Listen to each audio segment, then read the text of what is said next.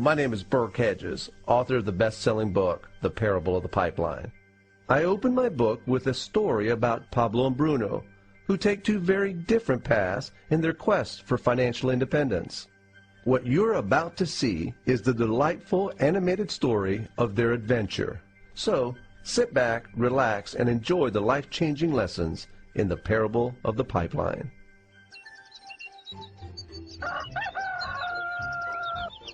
Far away, in a small village, near a beautiful valley, lived two friends, Pablo and Bruno. They were both young and dreamed of a better life for themselves. They'd often discuss their dreams about how they would become the most successful men in the village. They weren't afraid of hard work, and they searched for opportunities to help realize their goals and achieve their dreams. One day, an opportunity presented itself.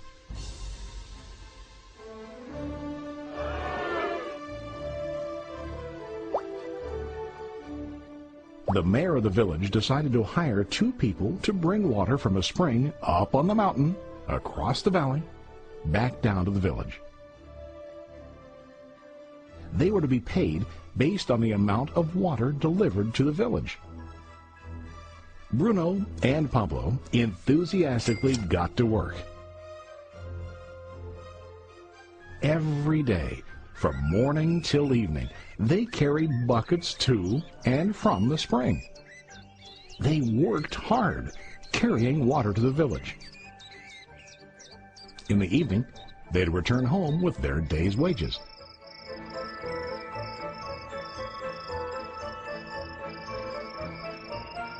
Bruno was satisfied with his work and the money he earned. He was sure that with this work he could achieve his dreams.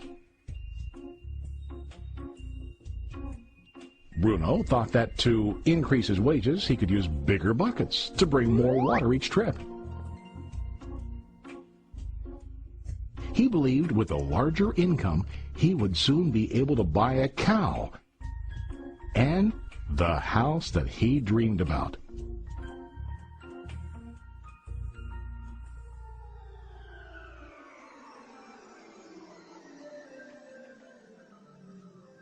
Now Pablo was not satisfied.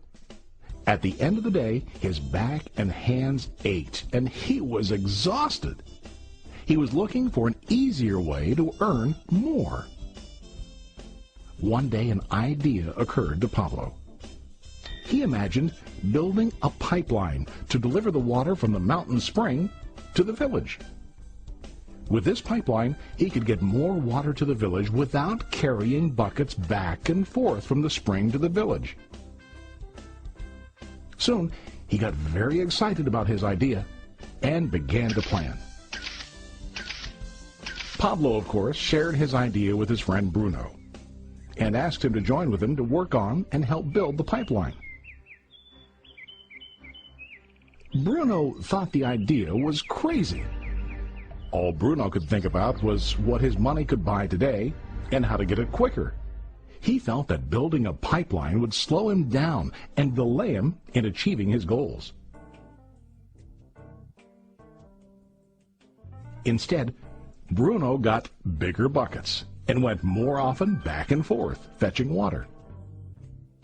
He was sure that with this method, he could make more money. Pablo decided to build the pipeline on his own. He understood that it would not be easy to build, and it would take time to complete the pipeline. Pablo knew that it could take several years to finish, but he set his mind on his goal. Every day he worked and carried water like before. But on weekends and during his spare time, he worked hard to dig in the rocky soil and build his pipeline. In the first month, there was little to show for his work.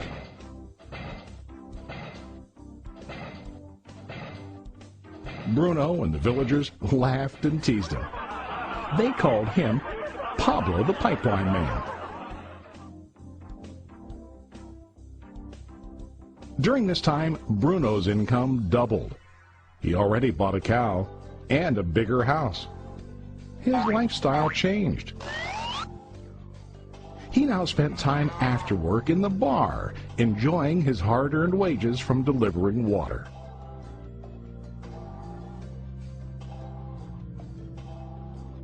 What Bruno didn't realize was that his body was starting to stoop from carrying the heavy buckets every day.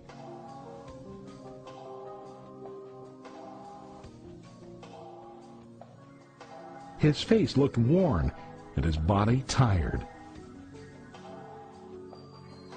Soon, he began to carry less and less water due to the wear and tear on his body.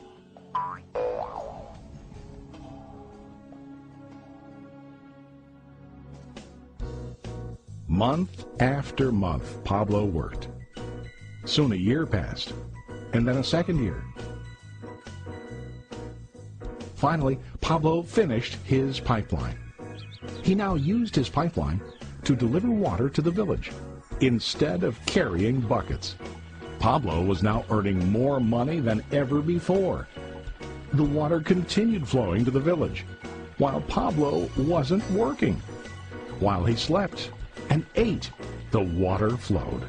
Pablo was happy and proud of his insight, persistence, and hard work. Now his income flowed as long as the water flowed through his pipeline.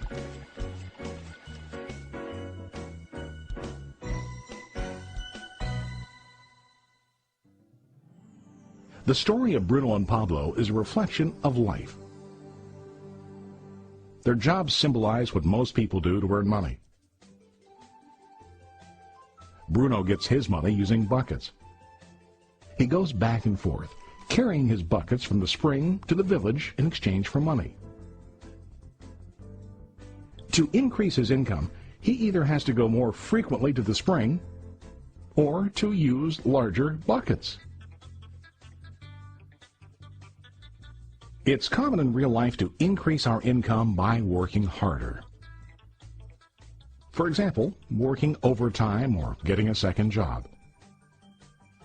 We also increase the size of our buckets by accepting a higher paying position, which often includes spending more time on the job. Most of us exchange time for money like Bruno. We know that every person has only 24 hours in the day and that it's not possible to use all our time to work. The most difficult time comes when we can no longer exchange time for money due to age, health, or other reasons. Then, our income stops. Now let's review what Pablo did. Very wisely, Pablo did not exchange all of his time for a limited income, but he used some of his time to build a pipeline. He knew that the pipeline would bring ongoing income as long as the water flowed. An ongoing income that multiplied the time he worked each day. Pablo knew that someday, maybe because of age or health, he would no longer be able to exchange his available time for money. Pablo knew that if he could make his idea of a pipeline work, then he only has to do the hard work of building the pipeline. After the pipeline was completed, Pablo was able to monitor and maintain the flow of water to ensure that his income will continue. Pablo has shown us that to earn an income, we don't always have to directly exchange time for money. There really are better ways. How about you? Are you still like Bruno, who directly exchanges time for money? Or do you want to be like Pablo, building and maintaining a pipeline for ongoing income? If you are interested in the idea of building your own pipeline, contact the person who lent you this presentation. You can start building your pipeline today.